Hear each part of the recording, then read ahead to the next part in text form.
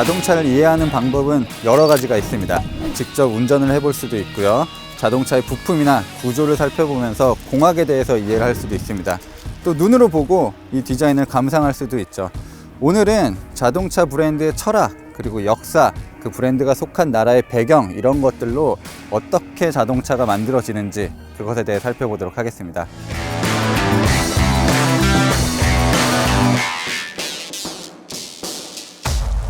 볼보는 스웨덴을 대표하는 자동차 브랜드입니다. 역사도 굉장히 오래됐고요. 그 역사 동안 해온 업적들도 상당합니다. 일단 볼보를 알기 위해서는 볼보가 속한 스웨덴을 알 필요가 조금 있을 것 같아요. 스웨덴 같은 경우는 유럽 북쪽에 위치한 나라입니다. 스칸디나비아 반도의 중심에 있는 나라죠. 굉장히 추운 나라예요. 척박한 자연 환경도 많이 있는 나라입니다. 예전 한 8세기 유럽에서부터 스웨덴에 살던 사람들이 밑쪽으로 따뜻한 유럽으로 넘어왔는데 그들을 이제 바이킹이라고 부르는 거죠. 스웨덴은 예전부터 가족관계 그리고 민족에 대해서 굉장히 중요하게 생각하던 나라였습니다. 결국에는 내 가족을 안전하게 하기 위해서는 모두가 안전해야 된다, 이런 논리를 가지고 있는 나라예요. 볼보도 그런 나라에서 만들어졌기 때문에 어떤 브랜드보다 다른 사람을 조금 더 존중하고 안전하게 만들기 위해서 자동차를 제작을 하게 됐습니다. 볼보의 안전기술은 굉장히 다양해요. 시티 세이프티나 드라이브 세이프, 이런 여러 가지 안전 기술이 들어가 있고요. 기본적으로 차를 만들 때도, 이런 디자인을 할 때도 무엇보다 안전을 중요시해서 만듭니다. 볼보의 보닛을 보면 그렇게 꾸밈이 많지 않아요. 특히 가운데 부분은 굉장히 평평하게 만들어 놓습니다. 단순히 미적인 요소를 통해서 이런 식으로 만드는 게 아니라 보닛과 충돌했을 때 조금 더 무게를 분산시키고 안전하게 하기 위해서 이 보닛을 픽셀로 나누고 그것들에 실리는 하중들을 분석해서 이런 식으로 디자인을 하게 됩니다. 그뿐만 아니라 이 차의 옆면을 봤을 때 반듯하게 꺾여져 있는 것을 볼 수 있습니다. 사실 예전 자동차 디자인은 범퍼가 조금 더 앞쪽으로 튀어나와 있었는데 볼보 같은 경우는 일찍이 이렇게 좀 수직으로 깎아내린 디자인을 했어요. 차에 부딪혔을 때 넘어지거나 차체 밑에 깔리거나 발목이 부러지거나 무릎이 손상되는 것을 막기 위해서 이런 식으로 디자인을 했습니다.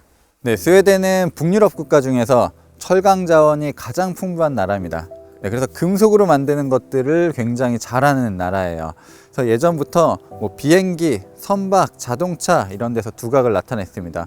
우리가 아는 자동차 브랜드만 해도 볼보가 있고, 그리고 터보 엔진을 개발했었던 사브가 있고, 그리고 독특한 기술력으로 엄청난 슈퍼카를 만드는 코닉스까지 있습니다. 그렇게 해서 전통적으로 자동차로 발전을 많이 시켰는데, 볼보 같은 경우는 자동차 산업에서 많은 사람들을 경악시켰던 이유는 바로 철을 사용한 구조물 때문입니다. 사실 자동차는 갈수록 다양한 편의 장비, 안전 장비가 장착이 되고 있지만 기본적인 골격이 튼튼하지 않으면 전부 무용지물이 될 수도 있습니다. 볼보는 이 XC90, 이 전 모델이라고 해야겠죠. 1세대 모델을 만들 때도 복합적인 구조를 채택했습니다. 그래서 금속을 써도 강도가 다른 금속을 제각기에 배치하면서 효율적인 충격 분산, 그리고 물체가 부딪혔을 때 충격을 완화시켜주는 효과를 얻기 위해서 많은 노력을 했습니다. 이 SPA 플랫폼이라고 불리는 볼보의 새로운 플랫폼에서는 다양한 구조로 차체 크기를 다르게 할 수 있습니다. 하지만 볼보는 중요한 부분에 어떤 식으로 강철을 가공해서 넣느냐, 그리고 알루미늄은 어떤 곳에 사용하느냐, 이런 것들은 크게 달라지지 않고 있어요. XC90 같은 경우는 이 앞쪽에 양쪽으로 뻗어져 나와 있는 빔은 알루미늄을 사용합니다. 그리고 이 서스펜션 마운트 위쪽 부분도 알루미늄을 사용하고요.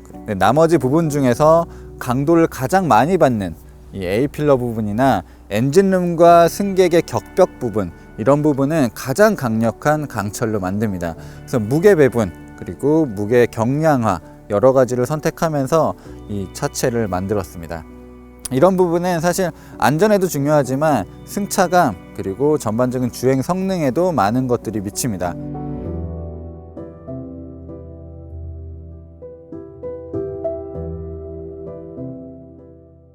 볼보의 실내가 아늑하고 편안한 이유에 대해서 조금 말씀드릴게요. 일단 이런 재질, 이런 것들을 떠나서 색상이나 디자인 이런 것들이 어떤 식으로 적용이 되어 있는지를 좀 아셔야 될 필요도 있을 것 같습니다. 일단 스웨덴을 생각해 보면 하루 동안 내내 낮은 날도 있고 일조량이 한 4시간 정도밖에 안 되는 날도 있어요. 그리고 밖은 몹시 추워요. 그렇다 보니까 실내에서 보내는 시간이 많습니다. 가족들이랑 더 돈독하게 보낼 수 있는 시간도 많아서 가족애가 더 강하기도 합니다. 자, 실내에서 생활을 오래 하다 보니까 실내에 관련된 가구들, 뭐 인테리어 이런 것들이 굉장히 발전을 할 수밖에 없었어요. 그래서 스웨덴을 대표하는 자동차 브랜드는 볼보지만 또 가구 브랜드 중에서는 이케아가 있죠. 그런 것처럼 어쩔 수 없이 태생적으로 이런 실내 공간을 꾸미는 것은 굉장히 발전을 했습니다. 이 원목 느낌, 이 실제로 원목이 쓰인 부분, 그리고 이 크롬이 쓰인 부분, 금속이 쓰인 부분들도 있고요. 네, 가죽도 질감이 다른 가죽을 아주 적절하게 배치를 잘 해놨습니다. 이 나무 같은 경우는 예전에는 볼보가 합판을 많이 쓰기도 했는데 지금 제가 타고 있는 모델들 그리고 최근에 나오는 모델들은 진짜 원목을 사용합니다. 수납 공간을 가려주는 이런 시스템도 원목을 절개해서 만드는 이 가림막 같은 경우도 스웨덴의 가구에서 종종 볼 수 있는 디자인이에요. 프랑스나 이탈리아는 날씨가 따뜻하기 때문에 좀 외관을 꾸밉니다. 사람들이 좀 밖에 나가서 많이 놀아요. 파티도 하고 밖에 나가서 많이 놀기 때문에 이런 명품이나 의상 이런 쪽으로 발전을 했습니다. 근데 스웨덴은 가죽을 가공하는 것도 내가 당장 편하기 위해서 가죽을 가공을 합니다. 예전에 바이킹 시대로 넘어가다 보면 춥기 때문에 동물의 가죽을 입어야 됐고, 현대에 와서는 소파나 의자에 이런 푹신한 가죽을 사용하게 됩니다. 그래서 유독 푹신해요. 가방은 그냥 들고 다니지만 소파는 맨날 사람이 무게로 누르고 그리고 접혔다가 펴졌다가 이런 활동을 반복을 하잖아요. 그래서 내구성이 좋아야 됩니다. 그런 것들이 전부 볼보 이 가죽에 들어가 있어요. 이런 윗부분들은 좀 질긴 가죽으로 처리가 되어 있고 골이 상당히 깊어요. 대신 내구성은 굉장히 좋을 것 같고요. 그리고 이런 부분도 상당히 푹신하게 만들어 놨습니다. 시트 그리고 스티어링 휠의 가죽은 또 다릅니다. 언제나 손이 많이 닿는 부위이기 때문에 굉장히 부드러운, 촉감이 부드러운 가죽으로 처리를 해놨고요.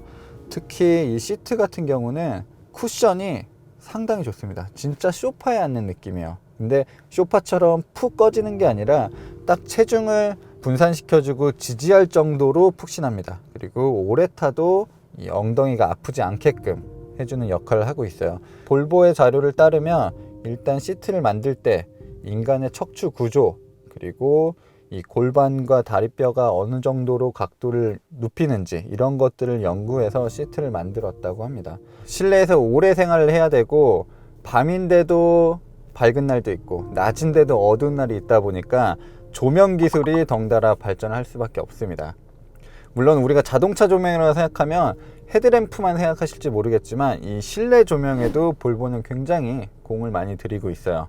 지금 이 차 같은 경우는 앰비언트 라이트가 적용이 돼 있습니다. 근데 보통 요즘 독일차나 국산차를 보면 앰비언트 라이트가 적용된 부분이 도드라지게 보이거든요.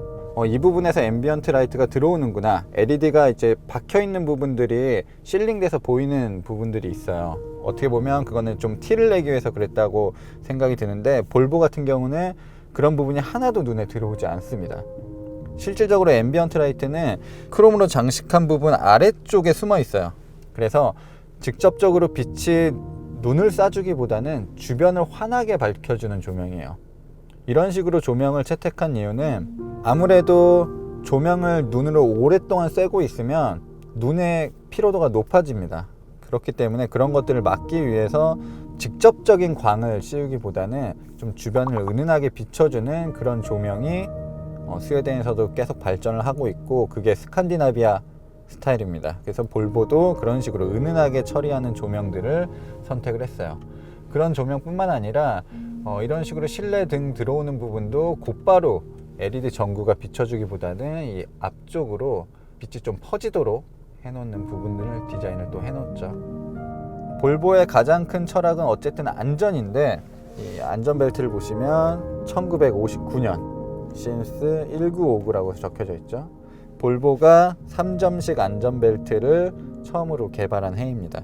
사실 볼보가 3점식 안전벨트를 개발하기 전에도 자동차에 안전벨트는 있었어요. 1930년대부터 이제 자동차에 안전벨트가 도입이 됐고, 그 당시에는 이 뚜껑이 아예 없는 자동차들이 많았잖아요. 그러다 보니까 사고가 나게 되면 운전자나 동승자가 바깥으로 날아가는 경우들이 있었어요.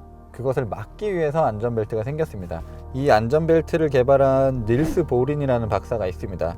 그분은 일단 자동차 회사를 다니던 분은 아니었고 항공기 업체에서 안전벨트를 연구했던 사람이에요. 그래서 그 사람을 영입해서 조금 더 안전한 안전벨트를 만들려고 지시를 했습니다. 결국엔 1959년에 3점식 안전벨트가 처음으로 개발이 됐고요. 그때 만들어진 안전벨트와 지금 현대의 안전벨트는 뭐 기본적인 원리, 구조 이런 것들이 거의 비슷합니다. 네, 이 차에는 적용이 되지 않았지만 볼보의 다른 차종을 보면 뒷좌석에 부스트 시트라는 옵션이 있어요. 이 엉덩이 부분을 살짝 높여주는 그런 기능을 가지고 있습니다. 그 기능이 왜 필요하냐면 이런 안전벨트는 성인 위주의 체형에 맞게 제작이 됐거든요. 어린아이가 안전벨트를 하게 됐을 경우는 어깨가 아니라 쇄골이나 목 쪽으로 이 벨트가 향할 수가 있어요. 그런 상황에서 사고가 나서 안전벨트가 꽉 조여지게 되면 오히려 더 큰 상해를 입을 수도 있습니다. 네, 그런 상해를 막기 위해서 볼보는 부스트 시트 옵션을 적용을 하고 있는 거고요.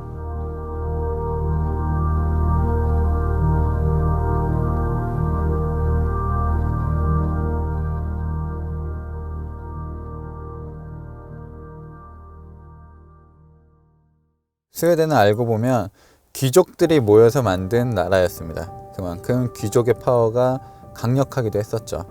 지금도 마찬가지입니다. 평균적인 소득 수준은 상당히 높은 국가긴 하지만 상위 1%에 있는 사람들이 전체 한 40% 정도의 재산을 가지고 있는 나라가 스웨덴이에요. 그렇다 보니까 이런 고급스러움에도 사실은 일가견이 있습니다. 그동안 보여주지 않았었을 뿐이지 우리가 생각하는 독일 브랜드보다 훨씬 더 차를 고급스럽게 만들 수 있는 능력은 충분했고 자신들의 지식이나 노하우도 충분했습니다. 그래서 볼보 같은 경우는 이렇게 XC90 엑설런스 모델에는 자신들이 보여줄 수 있는 고급스러움, 럭셔리함을 모두 담아냈어요. 사실 이 차는 굉장히 특별한 자동차긴 합니다. 네, 볼보 안에서도 굉장히 특별한 자동차예요. 일반적인 볼보는 아니지만 그래도 이런 식으로 럭셔리의 모습을 간직하고 있습니다. 아무래도 이런 세그먼트, 볼보가 보여주는 고급스러움은 앞으로도 조금씩 더 발전을 할 것 같습니다.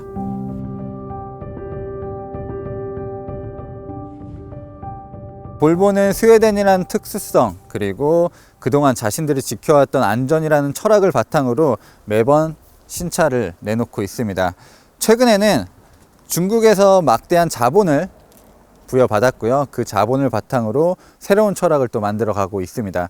제가 볼보 연구원에게 들었던 얘기인데 최근 들어서 가장 활발하게 투자를 하고 있는 부분은 운동 성능이라고 했습니다. 네, 그리고 그 투자를 통해서 만들어진 차가 XC60입니다.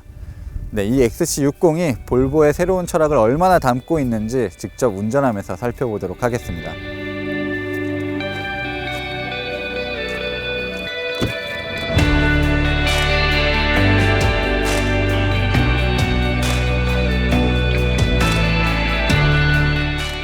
볼보는 풍부한 자본을 바탕으로 먼저 새로운 모듈형 플랫폼을 빠르게 개발을 했고요. 셰시 부분의 성능을 높이기 위해서 연구소를 새로 만들고 새로운 장비들도 추가를 시켰습니다. 네, 일반적으로 자동차를 개발할 때 프로토타입을 몰고 전 세계를 돌면서 다양한 환경에서 테스트를 진행하게 됩니다. 네, 볼보는 기존에 했었던 그런 테스트는 그대로 진행을 하면서도 연구실 안에서 다양한 환경에서 차가 어떤 식으로 반응하는지가 굉장히 좀 궁금했었던 것 같습니다. 그래서 굉장히 정교한 시뮬레이터를 연구실로 들였고 다양한 지형을 체크를 하면서 조금 더 완성도가 높은 자동차 만들기를 위해서 노력을 했다고 합니다. 자, 그런 연구를 토대로 이제 만들어진 차들이 이 XC60 그리고 S60이 될 것 같습니다. 60으로 불리는 두 차종은 일단은 볼보에서 다이나믹을 담당을 하고 있죠. 그래서 볼보도 XC60을 가리켜서 이제 다이나믹 SUV라고 얘기를 합니다. 네, 그 중에서도 이 T6 모델은 볼보가 내연기관을 통해서 낼 수 있는 가장 강력한 성능을 가지고 있는 모델입니다. 다들 아시겠지만 볼보는 꽤 오래전부터 모듈형 엔진을 쓰고 있습니다. 가솔린과 디젤의 엔진 블럭을 통일시키고 생산 원가를 줄이고 생산 시간까지, 그리고 연구 개발 시간까지도 줄이면서 좀 획기적으로 파워트레인을 개선을 하고 있어요. 기본이 되는 엔진은 이제 4기통, 배기량은 대부분 이제 2.0L가 됩니다. 여기에 터보차저를 넣을 때가 있고, 그리고 터보차저와 슈퍼차저를 함께 넣을 때가 있습니다. 그리고 터보차저와 슈퍼차저, 여기에 플러그인 하이브리드 시스템까지도 결합이 되는 상황입니다. 일단 T6 모델은 터보차저와 슈퍼차저가 결합이 되어 있고요. 네, 지금 자세히 들어보시면 윙 하고 돌아가는 소리가 들려요. 엔진과 함께 무조건 돌기 때문에 성능을 굉장히 높이는 데는 좋을지 모르지만 효율적인 측면에서 그렇게 유리한 구조를 가지고 있진 않습니다. 대신 슈퍼차저의 장점은 터보차저와 다르게 처음부터 엔진이 돌 때부터 함께 돌기 때문에 터보렉 같은 이질감은 거의 없어요. 다운사이징 시대에서 엔진의 배기량을 줄이고 터보차저를 넣으면서 출력을 높이고 있습니다. 대부분의 브랜드들이 싱글 터보를 쓰거나 트윈 터보, 그리고 트윈 스크롤 터보를 쓰면서 출력을 좀 극대화시키기도 해요. 볼보는 그들과 다르게 작은 엔진과 작은 엔진의 초기 응답성을 조금 완화시켜 줄 수 있는 슈퍼차저를 선택을 했습니다. 그리고 더 많은 힘이 필요할 때는 터보차저가 함께 돌면서 이론적으로는 상당히 이상적인 그런 엔진을 만들어 놨어요. 슈퍼차저와 터보차저를 함께 쓰는 XC60 T6의 최고 출력은 320마력, 최대 토크는 40.8kgm입니다. 2.0L라고 생각하면 굉장히 파격적인 수치예요. 거의 리터당 160마력의 힘을 내는 거니까요. 실질적으로 그 힘을 어렵지 않게 느낄 수 있습니다. 가솔린 엔진임에도 최대 토크가 굉장히 이른 시점에서부터 뿜어져 나오고요. 슈퍼차저가 처음부터 함께 돌면서 힘을 증폭시켜주기 때문에 일단 초반에 답답한 느낌 이런 것들도 없어요. 네, SC60의 앞바퀴에는 WC1 서스펜션이 적용이 되어 있고요. 뒷바퀴에는 리프 스프링, 그리고 다양한 X기 적용이 되어 있습니다. 처음에 볼보가 최근에 이제 큰 차를 만들면서부터 이 리프 스프링에 대해서 많은 분들이 의구심을 갖기도 했습니다. 네, 상용차가 쓰고 있는, 트럭이 쓰고 있는 리프 스프링은 얇은 철판, 길고 얇은 철판을 겹겹이 쌓아서 차의 바퀴 방향과 일직선으로 되게끔 쌓아 놓게 됩니다. 볼보가 쓰고 있는 리프 스프링은 소재도 철이 아닐 뿐더러 양쪽 바퀴 사이에 가로로 연결이 되어 있어요. 볼보는 아주 예전부터 스포티한 성향이 강한 외건을 만들 때부터 리프 스프링을 써왔던 브랜드입니다. 왜냐면 볼보는 외건을 굉장히 잘 만드는 회사잖아요. 외건의 특징은 실용적인 것도 있겠지만 일단 공간이 넓어야 됩니다. 근데 리프 스프링을 쓰게 되면 코일 스프링 서스펜션을 쓰는 것보다 공간을 훨씬 더 절약을 할 수가 있어요. 물론 무게도 줄어들고요. 요철이나 도로 이음새를 넘어갈 때도 상당히 사뿐합니다. 보통 SUV들이 서스펜션을 단단하게 만들어 놓으면 방지턱을 넘거나 요철 넘을 때 뒤쪽 서스펜션이 좀 신경질적으로 퉁 튀어오르는 경우들이 있는데 이 XC60은 그런 느낌은 거의 들지 않아요. 다만 모든 것이 완벽한 건 아닐 것 같습니다. 지금 와인딩도 아니고 살짝 굽이치는 국도를 달림에도 이 상체의 쏠림은 심합니다. 그러니까 조금 더 서스펜션이 단단해도 괜찮을 것 같은데 일단은 좀 보수적으로 이런 부분에 있어서는 아직은 완벽하게 디자인을 바꾸듯이 바꾸지는 못했던 것 같아요. 특히 변속기는 예나 지금이나 볼보의 고성능 모델이나 일반 모델이나 크게 다르지 않을 정도로 부드럽고 느긋합니다. 마치 조선시대 양반들이 팔자걸음으로 천천히 걸어가는 그런 느낌이에요. 하지만 대다수의 볼보를 소비하시는, 볼보를 구매하시는 분들은 이런 것들에 대해 크게 문제 삼을 것 같지는 않습니다. 네, 지금은 우리가 볼보를 단순히 가장 안전한 차라고 인식하고 있겠지만 앞으로 이런 식으로 진취적인 발전을 계속 거듭하면 더 완성도 높은 총체적인 자동차 브랜드로 사람들이 인식할 수 있지 않을까라는 생각이 드네요.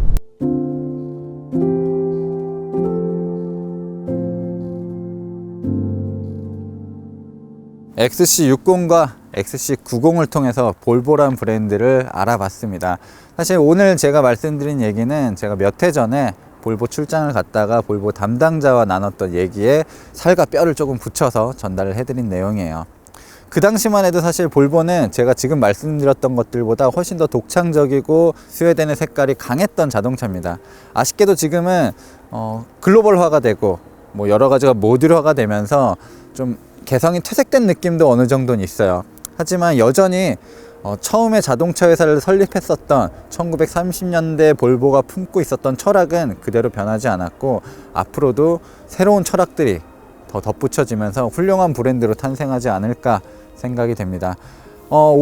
빠르면 올해 볼보는 이제 지리자동차와 완벽하게 합병을 할 것으로 예상이 되는데요. 그렇게 되면 조금 더 자본적인 여유도 생기고 연구 개발이나 이런 부분에 있어서도 발전할 여지가 많이 있을 것 같습니다.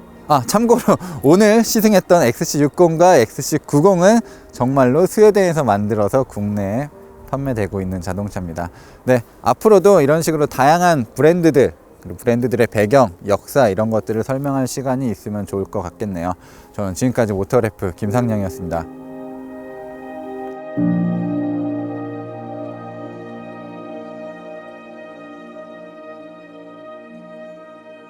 you